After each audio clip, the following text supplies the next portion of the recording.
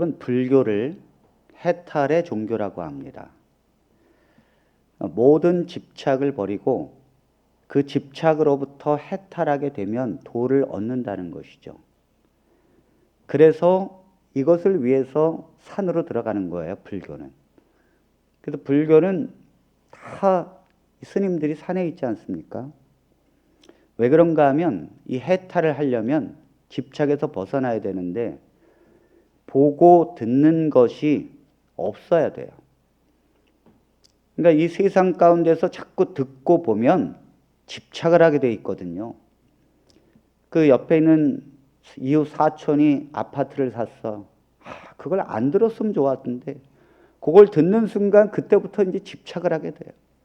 옆집에 차가 좋으면 그때부터 차에 집착을 하게 되고.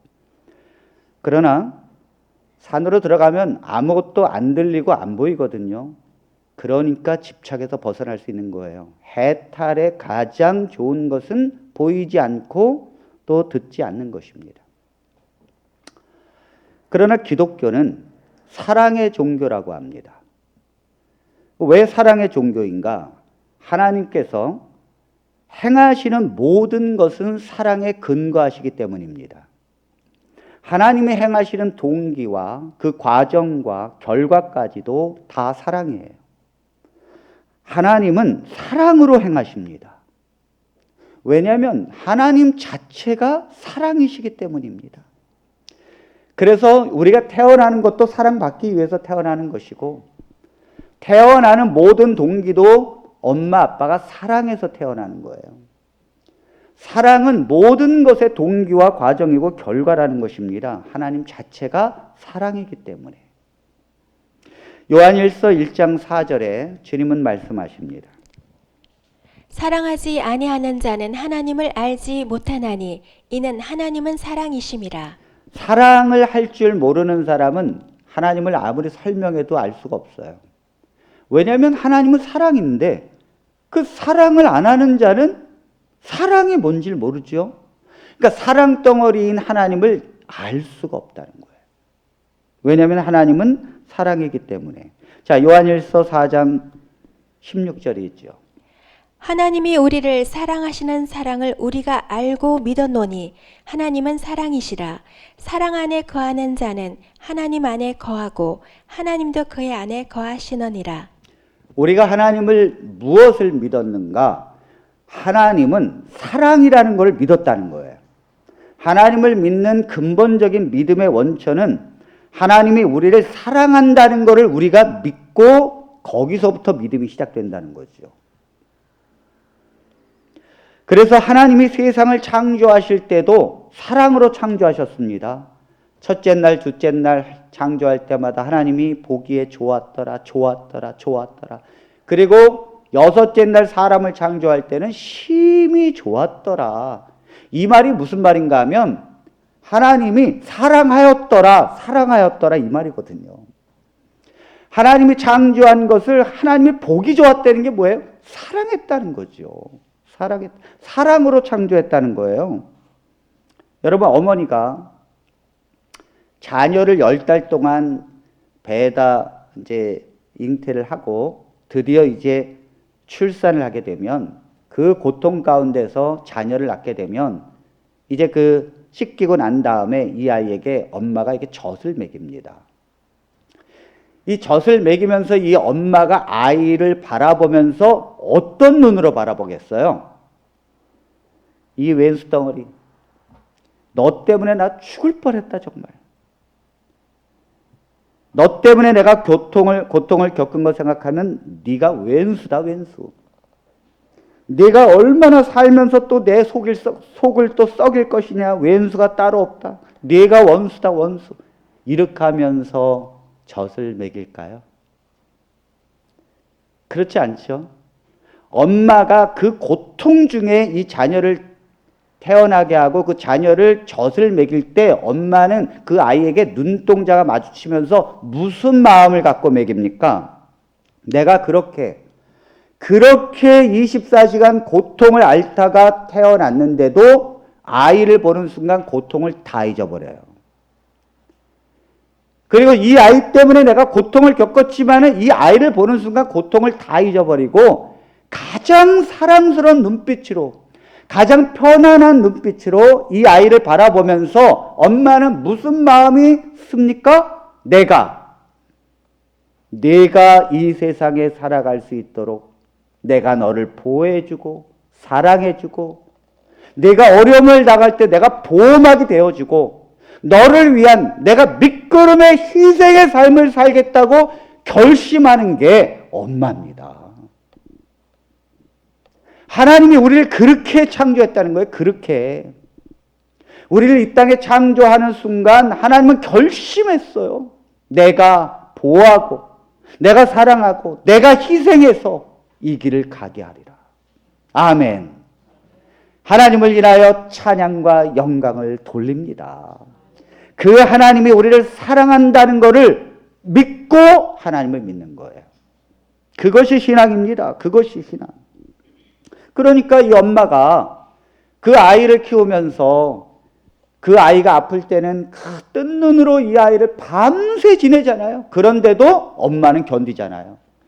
엄마가 허리가 그렇게 아픈데도 이 아이를 업고서 그렇게 사는 것은 이 아이를 위한 희생 때문이에요. 사랑 때문입니다.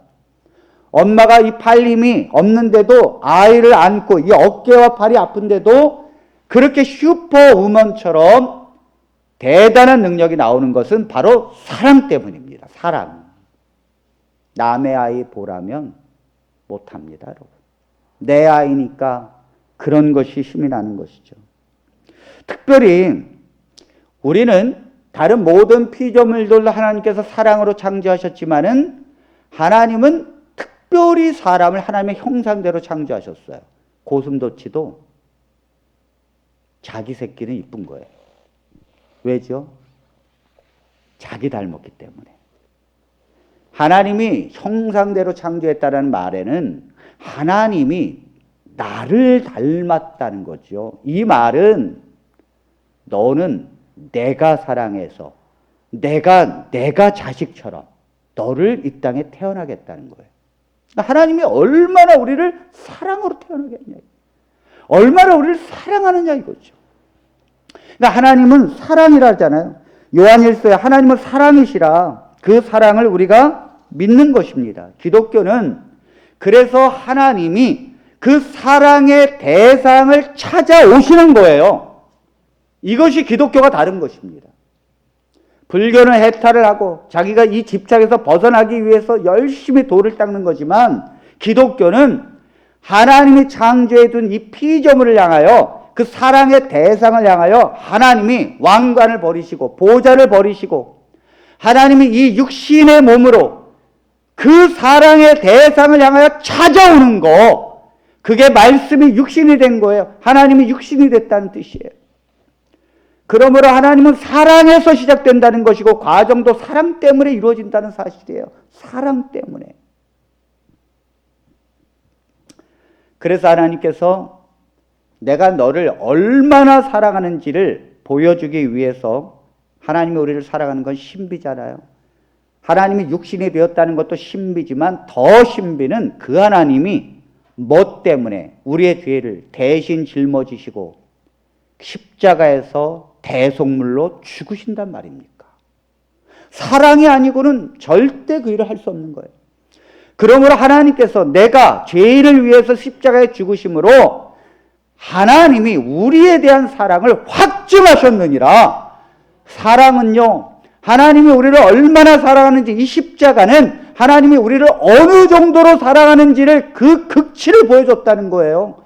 그러니까 십자가에서 나를 위해서 죽으신 그리스도를 바라보는 자마다 어떤 강팍한 죄인도 눈물을 흘리게 되고 회개가 일어나게 되고 마음이 녹아지는 것입니다. 하나님의 사랑 때문에 기독교는 이러한 하나님의 사랑이 한 번도 변한 적이 없다는 거예요. 한 번도. 그러니 이 하나님이, 사랑덩어리인 이 하나님이 우리에게 정말로 이렇게 살아라고 말씀할 한 가지 문장이 있다면 뭐겠습니까? 그 한 가지의 단어가 있다면 뭐겠어요? 우리에게 정말 하고 싶은 한 가지, 내가 너를 사랑하니 너희도 사람을 사랑하라. 사랑의 계명이에요. 하나님이 우리에게 주고자 하는 그 한 가지가 사랑하라라는. 자, 요한복음 13장 34절의 말씀을 봅니다. 새 계명을 너희에게 주노니 서로 사랑하라. 내가 너희를 사랑한 것 같이 너희도 서로 사랑하라. 네, 새 계명을 너희에게 주노니 서로 사랑하라. 내가 너희를 사랑한 것 같이 너희도 서로 사랑하라. 그러므로 교회는, 그러므로 하나님을 믿는 백성은 서로 사랑해야 될 줄로 믿습니다. 하나님의 백성이 살아갈 가장 순수한 하나님의 명령이라면 사랑입니다. 그러므로 교회는 사랑이 넘쳐야 되고 서로 사랑해야 되고 사랑의 연결고리가 되어줘야 합니다. 교회는 내가 정말로 사랑해야 할 대상들이 모이는 곳이에요. 하나님께서 그 사랑을 실천해야 하는 곳입니다. 그러므로 하나님의 이 사랑을 전하는 백성이 하나님의 복음을 믿는 백성인 줄로 믿습니다. 그런데 근본적으로요, 죄인은 사랑을 할 수가 없습니다. 여러분, 마치 이 전갈 보고 너는 이제부터 꼬리로 절대 쏘지 말라고 하는 거와 똑같은 거예요. 전갈이 위험이 있을 때마다 꼬리로 쏘는 것은 당연한 거죠. 그거 못 쏘면 전갈이겠습니까? 근데 이 전갈 보고 쏘지 말라는 거와 같은 거예요. 우리가 죄인이기 때문에 죄인에게 너희가 서로 사랑하라라는 계명은 사실은요, 불가능한 거예요. 왜냐하면 죄인은 미워하고 질투하고 정죄하고 비난하는 것이 전갈이 꼬리로 쏘는 거와 똑같은 이치거든요. 죄인은 그게 자연스러운 거예요. 가르치지 않아도 알아서 미워합니다. 가르치지 않아도 알아서 시기하고요. 가르치지 않아도 알아서 자기 자신만을 위해서 살아요. 남을 위해서 사는 것은 죄인으로서는 원래 안 맞고 불가능한 일이라고요. 그런데 왜 하나님께서는 우리가 죄인으로서 할 수 없는 계명을 왜 하나님은 행하라고 하십니까? 사랑하라고 말씀하십니까? 그것도 조건 없는 무한한 사랑으로 살라고 말씀하십니까? 원래요, 하나님께서 새 계명을 준다는 이 사랑하라는 계명은 원래 하나님께서 새롭게 주는 것이 아니에요. 원래 하나님께서 처음부터 말한 것입니다. 자, 요한일서 1장 5절을 보겠습니다. 부녀여, 내가 이제 내게 구하노니 서로 사랑하자. 이는 새 계명 같이 내게 쓰는 것이 아니요. 서로 사랑하라는 이 계명은 새 계명 같이 내게 쓰는 것이 아니라는 거예요. 요한일서 2장 7절에 있는 말씀.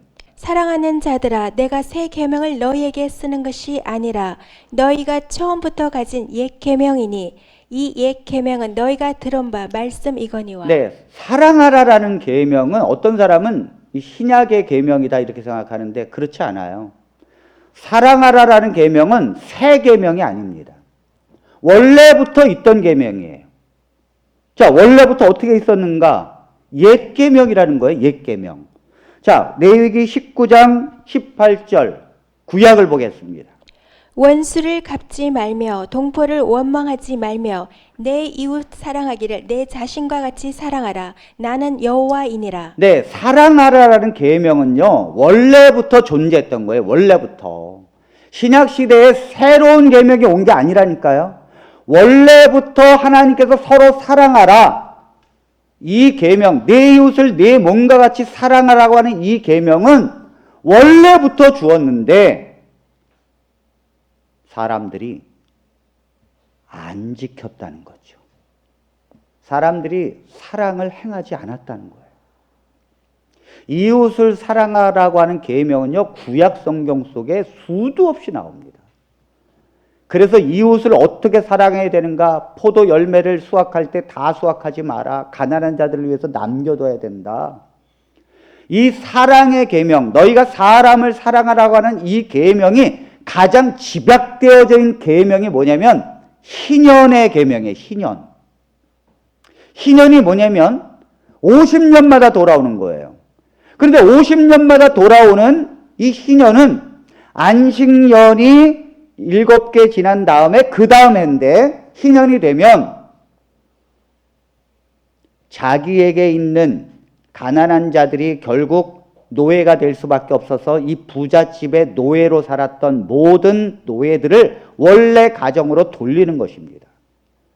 사람을 사랑하라고 하는 가장 구체적이고 가장 완벽한 계명, 그게 바로 희년이에요. 그리고 농토도 빼앗겼잖아요.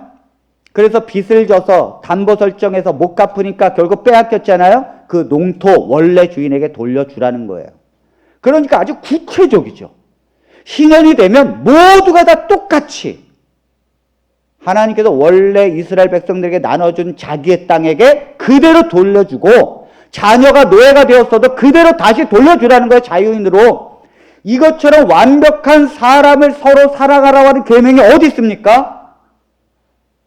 그런데 이스라엘 백성들은 단 한 번도 지키지 않았어요. 아하, 사랑하라라고 하는 이 계명을 원래부터 주었는데 이 이스라엘 백성들은 마음이 강팍하고 죄인이기 때문에 자기 자신만을 위하고 욕심을 갖고 내가 이 노예를 풀어주면, 내가 이 땅을 돌려주면 내가 지금까지 쌓아온 부는 다 뭔가 안 했단 말이에요. 안 했다고요.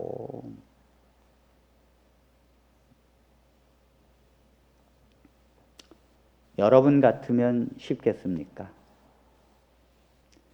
그 오작교 사람들이라는 드라마가 예전에 방송이 됐었는데 그 과수원 주인이 자기 아들에게 물려주지 않고 바로 팔아먹을까봐 그 아들의 친구에게 10년 동안 농사 지으라고 각서를 써줬어요. 이 아들은 아버지가 죽고 난 다음에 자기 농장을 10년 동안 소유를 못했습니다. 그 아버지가 내게 준 게 아니라 10년 동안은 내 친구에게 주고 10년 뒤에나 돌려주라고 그랬거든요. 그 각서를 썼어요. 그래 10년이 지났죠. 그런데 이 아들은 죽었어요. 그러니까 이 아들의 딸, 다시 말해서 손녀가 이 각서를 발견해가지고는 그 농원으로 갔어요. 그리고 이 각서가 있으니 이제 10년이 됐으니까 이 땅을 돌려달라고. 꼼짝없이 돌려줘야 되죠. 꼼짝없이. 원래부터 이 사람들 게 아니거든요. 10년 동안 그냥 쓸 사용권을 준 거지. 그런데 이 손녀가 각서를 갖고 왔으니 뼈도 박도 못하지 않습니까? 돌려줘야지. 그때부터 이 오작교 농원 사람들이 이 각서를 뺏으려고, 이 각서를 숨기려고 결국은 그 주인 아줌마가 각서를 숨겨가지고 저 장롱 깊은 데다가 숨깁니다. 왜죠? 안 뺏기려고. 이게 사람이에요. 내 땅도 아닌데 내가 10년 동안 빌려 썼는데도 애착이 있다는 거죠, 사람은. 그래서 돌려주지 않으려고 하는 게 사람이거든요. 하물며 내가 정정당당하게 이 땅을 소유했고 내 노예도 정정당당하게 소유했는데 이걸 다 돌려주라. 내 이웃을 내 몸처럼 사랑하라고 하는 하나님의 계명에 가장 압축된 것이 희년인데 단 한 번도 이걸 지키지 않았어요.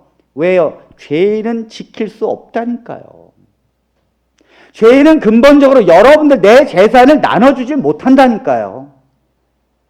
그런데 하나님께서 왜 하나님은 이 계명, 지킬 수 없는 계명을 또다시 예수님께서 새 계명이라고 말씀하시면서 너희들은 서로 사랑하라라고 말씀하시는가? 왜 옛 계명인데 다시 새 계명으로 다시 주신다고 말씀하시는가? 구약에서는 그러할 힘이 없었습니다. 백성들이 왜냐하면 하나님을 사랑의 하나님으로 믿지 않았어요. 구약에서는 하나님을 심판의 하나님으로 이해했지 사랑의 하나님이라고 생각하지 못했습니다. 두려운 하나님, 노아 홍수, 에덴 동산에서 죄를 짓고 쫓겨내신 하나님, 노아 홍수 때 사람을 다 홍수로 몰아가고 8명만 살린 하나님, 그리고 하나님께서 소돔과 고모라의 죄를 유황불에 심판하신 하나님, 롯의 부인을 소금 기둥으로 만드신 하나님, 그리고 이스라엘 백성들이 죄를 지을 때마다 이방의 포로가 되게 하신 하나님, 그러니까 심판의 하나님, 두려운 하나님, 그렇게 생각했지 사랑의 하나님이라고 생각하지 못했다고요. 그러니까 내가 믿는 하나님이 심판의 하나님이고 내가 믿는 하나님이 두려운 하나님인데 내가 이웃을 어떻게 사랑합니까? 그게 지난번에도 말씀드렸듯이 사랑을 받은 자가 사랑을 행하는 줄로 믿습니다. 여러분들이 하나님을 어떻게 이해하느냐가 중요한 거예요. 어떻게 이해하느냐에 따라서 내가 그런 삶을 살게 됩니다. 내가 믿는 하나님이 어떤 하나님이라는 걸 알게 되면 내 삶 자체도 그렇게 되는 것이에요. 내가 사랑의 사람이 되기 위해서는 먼저 하나님이 얼마나 우리를 사랑한다는 것을 확신해야 합니다. 확신해야 합니다. 그 하나님께 예배드리고 그 하나님께 찬양하면요, 그 하나님에 대한 사랑이 그 마음의 심령에서 나가야 돼요. 저 하나님을 위하여 내 목숨을 막 주고 싶은 그 하나님이 돼야 됩니다. 자, 우리 요한복음 13장 34절의 말씀을 다시 보겠습니다. 새 계명을 너희에게 주노니 서로 사랑하라. 내가 너희를 사랑한 것 같이 너희도 서로 사랑하라. 자, 왜 새 계명을 주십니까? 이제 다시 계명을 준다는 거죠. 그런데 그게 새로운 게 아니라 뭐예요? 똑같은 거예요. 왜 똑같은 거를 주십니까? 여기 뭐라 그랬어요? 내가 너희를 사랑한 것 같이. 이 말은 지금까지는 하나님이 우리를 얼마나 사랑하는지가 가슴에 와닿지 않았다고요. 하나님이 우리를 심판한다고 생각했지 사랑한다는 것이 가슴에 와닿지 않았는데 예수 그리스도께서 오셨습니다. 왜 오셨습니까? 왜 보좌를 버리시고 이 땅에 낮은 몸으로 오셨습니까? 왜 육신이 되셨습니까? 바로 우리를 사랑하기 때문입니다. 우리를 사랑하기 위해서 이 땅에 오셨고, 그리고 예수님께서 끝까지 이 사람들을 사랑하시고 십자가의 대속물로 자기의 목숨을 주십니다. 그리고 자기를 비난하고 자기를 팔고 부인하는 제자들을 끝까지 사랑하시고 십자가에서 죽으심으로 얼마나 우리를 사랑하시는지를 보여주셨다는 거예요. 아멘. 보여주셨다는 거예요. 그리고 부활하신 뒤에 갈릴리 바닷가에서 제자들을 만났습니다. 특별히 누구를 만났는가 하면 베드로를 만났어요. 그리고 나서 뭐라 그랬는가 하면 네가 나를 사랑하느냐. 이 말을 왜 하시죠? 내가 너를 너무너무 사랑했는데, 내가 너를 죽기까지 사랑하고 내가 나를 부인하고 저주했지만 나는 너를 위해서 용서하고 내 죄를 위해서 십자가에서 내가 죽었는데, 내가 이렇게 너를 사랑했는데 너는 나를 사랑하느냐고.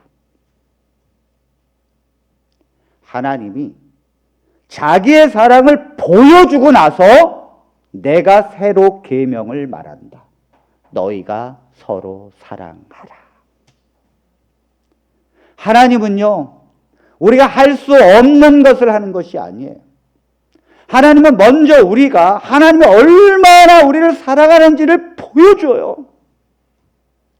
그러니까 우리가 하나님이 나를 얼마나 사랑하는지를 깨닫게 되면 하나님이 말씀하시는 거예요. 그러면 네가 이제 나를 사랑할 수 있느냐. 그때 뭐라 그럽니까? 주님이 아십니다. 내가 주님을 사랑하는지를. 그랬더니 뭐라 그럽니까? 내 양을 먹이라. 내 양을 치라 그러잖아요. 그 말이 뭐예요? 내 양을 이제부터 사랑하라는 거죠. 내가 나를 사랑한다면 내 양을 내가 사랑하라는 거예요. 이건 베드로에게만 주시는 말씀이 아니에요. 우리 모두에게 주시는 말씀입니다. 왜냐하면 주님은 베드로만을 위하여 십자가에서 달려 돌아가신 것이 아니기 때문입니다. 주님은 모든 사람의 죄, 십자가에서 우리 일평생의 죄를 십자가에서 속죄하신 것입니다. 단 한 사람도 예외 없이 모든 사람을 사랑하십니다. 그러므로 하나님께서는 우리에게 다 물어요. 내가 이렇게 사랑하는데 네가 나를 사랑하느냐? 네, 사랑합니다. 그러면 서로 사랑하라. 아멘. 목회는 아무나 하는 것이 아닙니다. 목회는 하나님의 이 사랑 앞에 눈물을 흘리고, 주여 저는 죄인인데, 나는 죄인이고 하나님의 사랑을 받을 자격도 없는데 어찌하여 나를 사랑하시나이까? 어찌하여 나를 위해서 죽으셨나이까? 하면서 주님 앞에 엎드려서 눈물 흘리고 하나님의 사랑 앞에 견딜 수 없는 죄인이라는 걸 고백한 자가 목회를 할 수 있는 거예요. 그런 사랑을 받았기 때문에 이제 양을 사랑할 수 있는 거죠. 하나님의 사랑을 알지 못하면 목회도 못하는 것이죠. 그러므로 오늘 우리 교회는 가장 중요한 것이 있다면 하나님이 나를 얼마나 사랑하는지 그 사랑에 흠뻑 젖어 살기를 바랍니다. 말씀을 통하여 기도 속에서 하나님이 얼마나 나를 사랑하는지. 근데 참 여러분, 하나님이 나를 얼마나 사랑하는지를 오늘 이 저녁에 이렇게 깨달았어도 참 희한합니다. 사람은요 금방 잊어버려요. 하나님이 나를 사랑하는지를 금방 잊어버린다니까요. 또 돌아가면 하나님이 나를 정말 사랑하시나? 내가 고난을 당하면 하나님이 나를 정말 사랑하시나? 내가 이렇게 어려움을 살고 있는데 하나님이 나를 돌보지 않는 것 같은데 하나님이 나를 사랑하시는가? 금방 잊어버린다니까요. 이 원수는 이 돌의 색입니다. 그래가지고 죽어도 잊어버리지 않죠. 근데 은혜는 흐르는 물에 새겨버립니다. 하나님의 은혜는요 금방 돌아서면 잊어버린다니까요. 이게 원리거든요. 그래서 원래 사람은, 죄인은 하나님의 사랑이 아무리 드러내줬어도 사랑할 수 없어요. 왜냐하면 그거를 잊어버리기 때문이에요. 돌아서면 잊어버린다고요. 오늘 말씀을 듣고 하나님 앞에 눈물 흘려도 돌아서면 강팍한 인간이 된다니까요. 집에 가서 아이들한테 성질 내잖아요. 집에 가서 막 남편한테 성질 내잖아요. 오늘 여기서 그렇게 사랑이 있는데도 집에 가면 잊어버린다니까요. 그래서 안 되는 걸 아시면서 하나님이 뭐라 하셨는가 하면 그래서 성령을 받으라고 말씀하시는 거예요. 성령을 받으라. 아멘. 아멘. 성령을 받으라. 왜 성령을 받아야 되는가 하면 성령이 오셔야 하나님의 말씀, 명령, 사랑하라라고 하는 것이 가능해지니까. 자, 고린도후서 1장 22절의 말씀입니다. 그가 또한 우리에게 인치시고 보증으로 우리 마음에 성령을 주셨느니라. 자, 마음에 성령을 주셨어요. 하나님을 믿음으로 인치시고 보증으로 성령을 주셨습니다. 그런데 그 성령이 오셔서 우리를 어떻게 인도하시는가? 자, 로마서 5장 5절을 봅니다.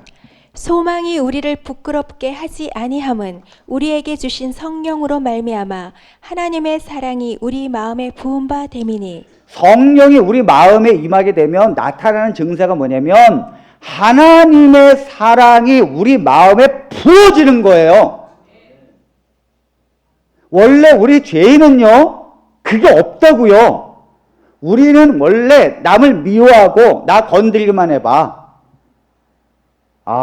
요즘 코로나라 여러분, 요즘 말 조심해야 합니다. 요즘에 사람 잘못 건드렸다가는 그야말로 길거리에서 맞습니다. 제가 식당 갔더니 거기서 막 싸워요. 왜 싸우냐 그랬더니 이거 저기 그 체크하는데 똑바로 쓰라 그랬더니 그거 왜 나한테 쓰라 그랬냐면서 막 싸우더라고요. 그 알바생 두고. 무섭습니다. 근데 그게 원래 정상이에요. 인간은 원래 그렇게 사는 거예요. 그런데 우리가 어떻게 남에게 정말로 사랑할 수 있습니까? 안 되는 거죠. 그런데 성령 하나님이 우리 안에 임하시면요 부어주는 거예요. 부어줘요. 뭘 부어줘요? 우리가 가지고 있지 않은 거, 그 하나님이 가지고 있는 거, 그 사랑을 우리에게 부어주는 거예요. 부어주는 거예요. 그걸 확 부어주면 이 강팍해진 인간의 마음에 눈물이 쫙 흐르는 거죠. 왜요? 그 성령이 십자가의 사랑을 뚜렷이 보게 하니까. 십자가의 사랑이 무엇인지를 그대로 드러나니까 강팍해진 이 죄인이 눈물이 흘려지고 회개가 일어나는 거예요. 하나님의 성령이 임하면요, 하나님의 그 사랑이 부어지게 되는 순간 십자가에서 하나님이 나를 사랑하신 그것이 이 가슴을 누르고요, 엉엉 울게 되는, 엉엉 울게 되는. 그래서 이 성령을 받으면요, 막 우는 거예요. 막 우는 거예요. 왜냐하면 하나님의 사랑이 막 부어지니까. 그 하나님이 얼마나 십자가에서 나를 사랑하셨는지, 지금도 나를 사랑하시는지, 이게 감당이 안 되니까 막 울음이 터져 나오는 거예요. 폭발이 되는 거라고요.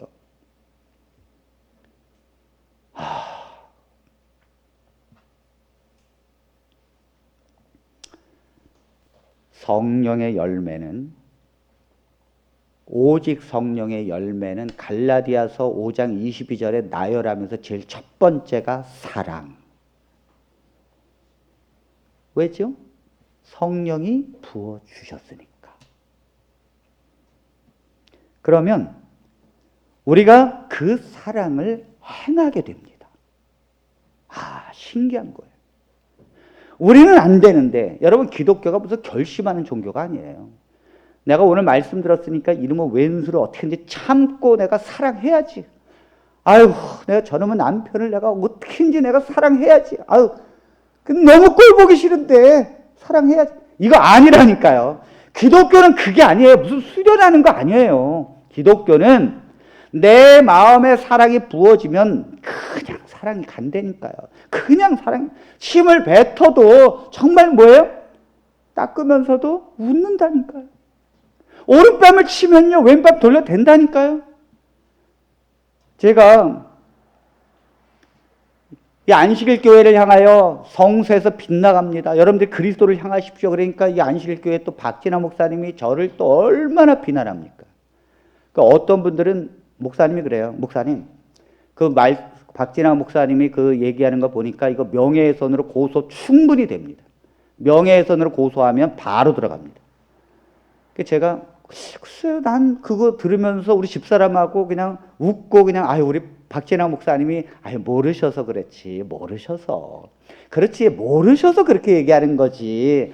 그분도 복음을 알면 얼마나 기뻐할까 하면서 저희 집사람하고 웃으면서 듣거든요.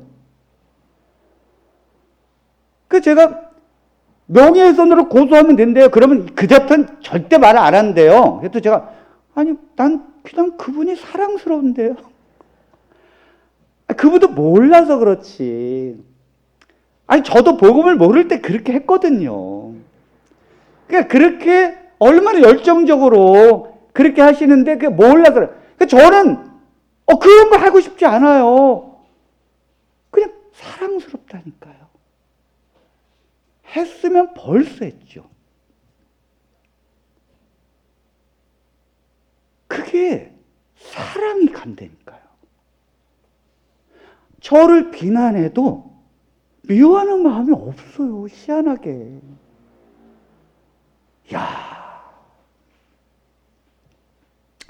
하나님의 성령이 부어지게 되면 사랑으로 안 사는 게 힘듭니다. 그 미워하는 게 더 힘들다니까요. 아멘, 아멘, 아멘. 기독교는 거짓이 아니에요. 예수 그리스도의 사랑은 거짓이 아니라고요. 그것이 정확하게 설명되어지고 정확하게 그걸 믿는 자에게 울려 퍼지고 성령이 함께 되면 다 변한다니까요. 다 변한다니까요. 제가 우리 대통령을 향하여 권위에 순종하라, 이 수요일 날 제가 설교했잖아요. 아이고, 얼마나 빗발치는 전화가 오는지. 그래서 그 문재인 그게 말이야 하면서 막 하면서 당신이 몰라서 그렇지 막 하면서 전화 오는데 제가 다 설명해 줬어요. 왜 우리가 사랑해야 되는지, 하나님이 당신을 얼마나 사랑하는지. 근데 그분들이요, 1시간 동안 막 열받아서 얘기하다가 제가 얘기를 차곡차곡 하니까 다 수그러들더라고요. 수그러들면서 아유 하나님 제가 이제 알겠다고. 몰라서 그런다니까요. 몰라서. 자, 로마서 13장 8절로 10절에 있는 말씀, 그래서 주님께서 이렇게 말씀하십니다. 피차 사랑의 빛 외에는 아무에게든지 아무 빚도 지지 말라. 남을 사랑하는 자는 율법을 다 이루었느니라. 간음하지 말라. 살인하지 말라. 도둑질하지 말라. 탐내지 말라 한 것과 그 외에 다른 계명이 있을지라도 내 이웃을 내 자신과 같이 사랑하라 하신 그 말씀 가운데 다 들었느니라. 사랑은 이웃에게 악을 행하지 아니하나니 그러므로 사랑은 율법의 완성이니라. 아멘. 이 모든 계명이 있을지라도 내 이웃을 내 몸과 같이 사랑하라고 하는 이 계명 안에 다 들어있다는 거예요. 그리고 사랑을 하게 되는 사람은 율법을 완성했다는 것입니다. 자, 왜 그렇습니까? 이 사랑은 하나님의 성령으로밖에 할 수 없기 때문이에요. 이건 인간의 힘으로는 안 된다고요. 안식을 지키는 거 인간의 힘으로 된다니까요. 할례 행하는 거 인간의 힘으로 된다니까요. 여러분, 계명이 율법 중에 이렇게 하라라는 계명이 성경에 248개고요. 이렇게 하지 말라라고 하는 계명이 365개, 합해서 613가지의 계명이 있다 할지라도 내 이웃을 내 몸과 같이 살아가라고 하는 그 계명 안에 다 들어있다는 거예요. 그리고 이웃을 사랑하는 이 사랑의 계명을 행한 자는 모든 율법을 완성했다는 것입니다. 아멘. 왜 그렇습니까? 다른 모든 율법은 인간의 힘으로도 가능하다니까요. 그러나 사랑만큼은 인간의 힘으로 안 되는 거예요. 그러니까 부자 관원이 내가 하나님 어떻게 하면 구원받습니까? 계명을 지켜라. 내가 이것저것 다 지켰습니다. 어렸을 때부터. 내 소유를 가난한 자에게 팔고 그리고 나를 쫓으라. 그랬더니 안 되잖아요. 안 되잖아요. 아니 그게 어떻게 모은 재산인데 그걸 팔아서 가난한 자에게 줍니까? 그러나 여러분 지금도요. 정말 십자가의 사랑의 은혜 속에 있고 성령의 충만함 속에 있고 회심을 하게 되면요. 그렇게 사는 게 가능하다니까요. 그게 불가능하면 하나님은 죽은 것입니다. 성령은 죽은 것이죠. 지금도 하나님은 살아계셔서 사람의 마음을 변화시키시고 천국을 얻은 백성이 이 세상의 미련을 사라지게 하십니다. 그리고 사람을 사랑하게 하십니다. 너무너무 좋은 거예요. 그러니까 유대인들은 할례를 행하고 안식일을 지키고 부정한 음식을 구별하면서 살았어도 하나님의 율법을 안 지켰다라고 말합니다. 왜요? 율법은 사랑이니까. 사랑이 없이도 할례 베풀 수 있고 사랑이 없이도 안식일 지킬 수 있고 사랑이 없이도 음식물 구별할 수 있습니다. 사랑이 없이도 11조 낼 수 있고요. 사랑이 없이도 주일 성수할 수 있다니까요. 그러나 정말 조건 없이 사람을 사랑하는 것은 안 됩니다. 그러므로 테레사 수녀가 저 인도의 캘커타 지방에서 자기의 인생을 그 가난한 사람들을 위하여 그 한 영혼을 사랑하는 마음으로 살았다면 그는 율법을 완성한 사람입니다. 그가 할례를 받지 않았어도, 그가 음식을 구별하지 않았어도, 그가 안식을 안 지켰어도, 그가 주일 성수 안 했어도 하나님은 테레사 수녀에게 어떤 것도 묻지 않으십니다.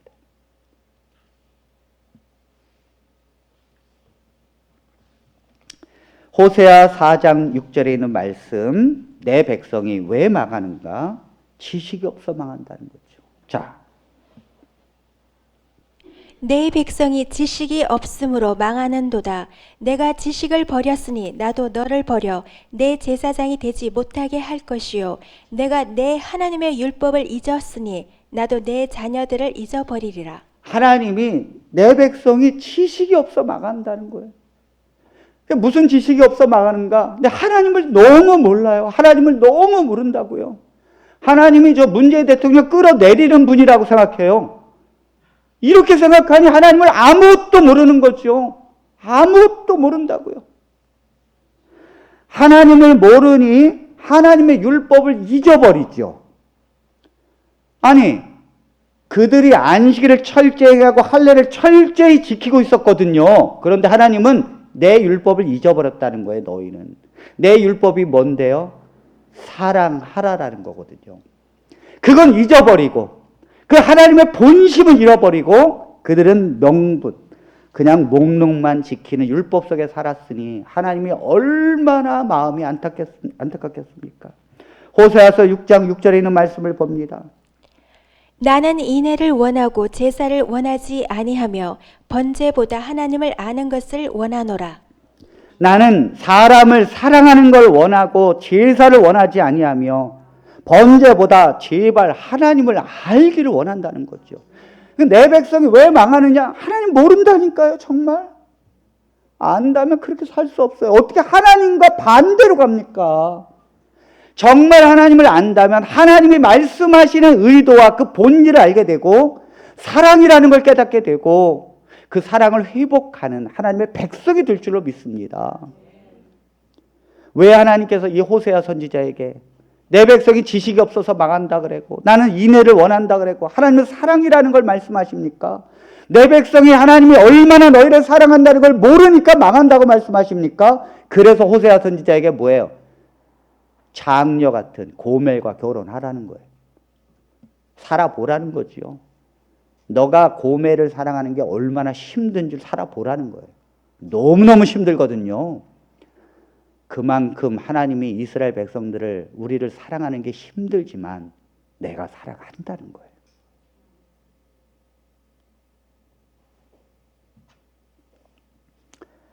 왜 사랑이 율법의 완성인가? 사랑의 율법이 중심이 된 사람은요, 목록의 율법을 뛰어넘어서 무한한 목록의 사랑을 행하기 때문입니다. 사랑의 율법을 가진 자는 목록 정도가 아니에요. 성경에 나와 있는 목록은 613가지예요. 그러나 그걸 뛰어넘어 무한한 목록을 향하여 간다니까요.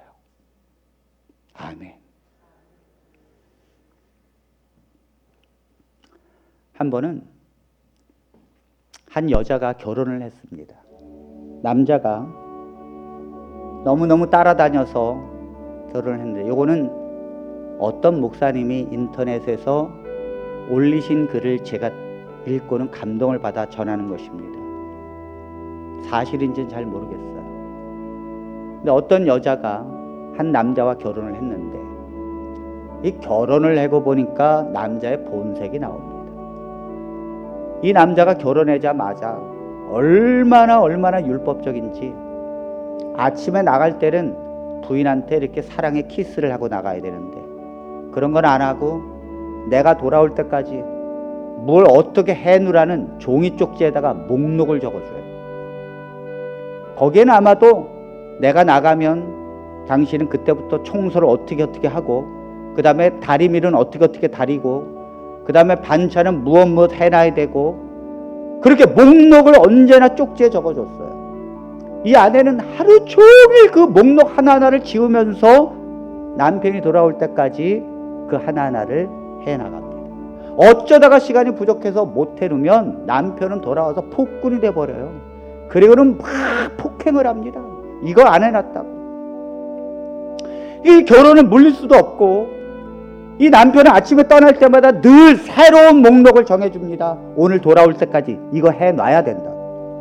그러면 이 부인은요 아침부터 청소하고 빨래하고 그 다음에 반찬 만들고 정신없이 그러다가 또 다 못하면 그것 때문에 또 이 폭군이 돼가지고 남편이 두들겨 패고 그러니까 남편이 돌아오는 게 두려워요. 남편이 돌아오는 시간이 되면 스트레스를 받고 두렵습니다. 아무리 내가 열심히 살아도 그 목록을 다 행하는 것이 너무너무 힘들기 때문이에요. 그렇게 살다가 몇 년을 살았는가 하면 30년을 살았어요. 야, 30년. 그랬더니 하나님의 은혜인지 남편이 암이 걸려서 죽었습니다.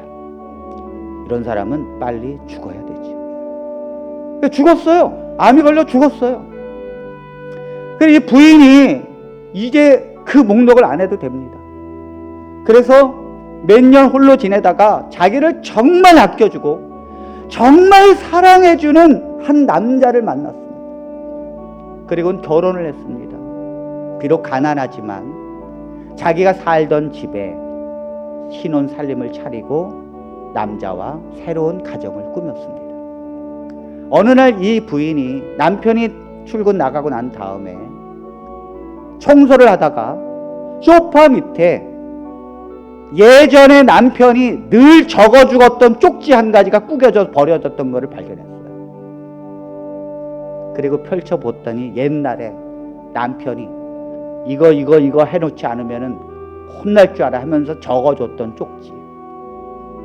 이 부인이 그 쪽지를 손으로 꽉 움켜쥐고는 휴지통에 탁 버리면서 이렇게 혼자 말했습니다. 나는 지금 여기 적힌 것보다 그 이상의 것을 하고 있단 말이야. 이 쪽지에 적힌 목록이 없이도 말이야. 나는 그것보다 더 많이 행복하게 살고 있어. 뭘 말해주는 거예요?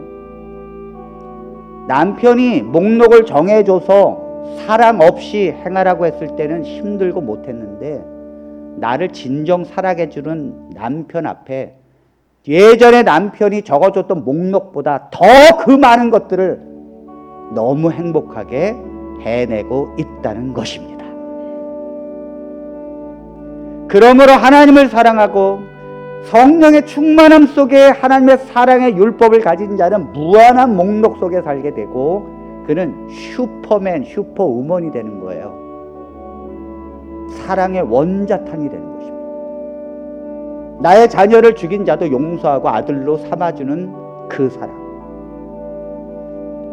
세상이 가질 수 없는 그 엄청난 놀라운 하나님의 율법, 사랑하라라는 계명을 너무도 행복하게 이루는 것이죠.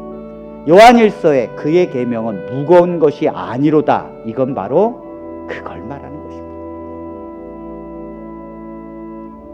진정 나를 사랑하는 남편을 만나 사랑을 받으니 남편을 위해 사는 자체가 무한한 사랑을 행하고 있는 것입니다. 목록이 무한하고 삶이 자연스러운 것이죠. 이런 사람이 주님 앞에 갔을 때 뭐라고 말할까요? 주님, 저는 주님을 위해서 아무것도 하지 못했나이다.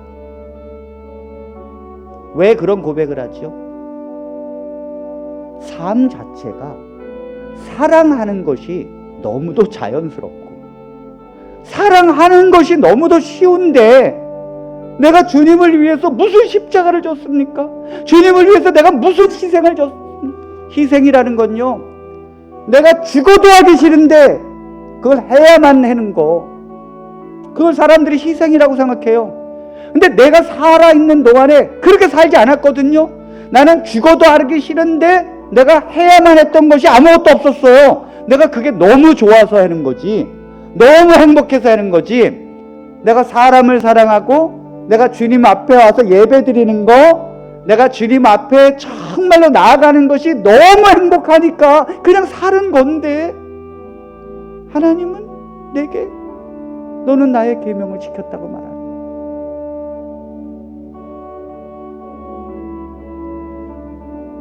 이것이 하나님의 백성인 줄로 믿습니다.